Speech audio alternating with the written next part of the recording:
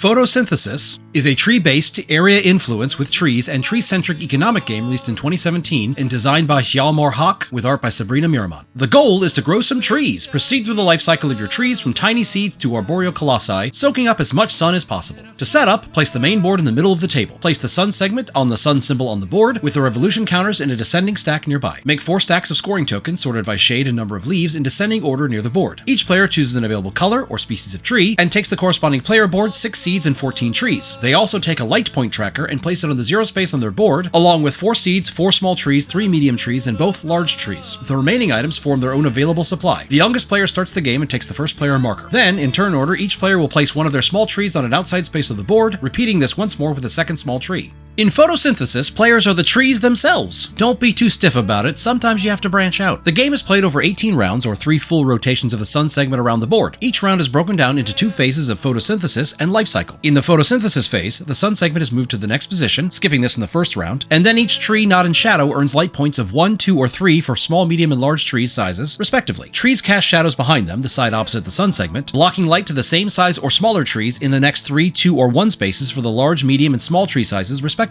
A larger tree is never in the shadow of a smaller tree. After totaling their light points, the life cycle phase will have players in turn order spend their light points to take actions. The actions include buying seeds or trees from their player board to add to their available supply, planting seeds from their existing trees, growing a tree to the next size, and collecting a large tree from the main board to score it, taking the topmost scoring token from the matching soil type, the ring the tree was collected from. To plant or grow, the corresponding seed or tree must come from the player's available area, and replaced or collected items from the main board are returned to that player's board. Once all players have taken a life cycle turn, the first player token is passed clockwise and a new round begins. When the sun makes a full rotation, returning to the start space, remove the top revolution counter. Once the sun has completed 3 revolutions, the game ends, and players total their score tokens, adding 1 point for every 3 remaining light points. The player with the most points wins, ties are broken by most seeds and trees in the main board. And if someone tries to take the win from you, it is your duty to plant yourself like a tree, look them in the eye and say, "No, you lose."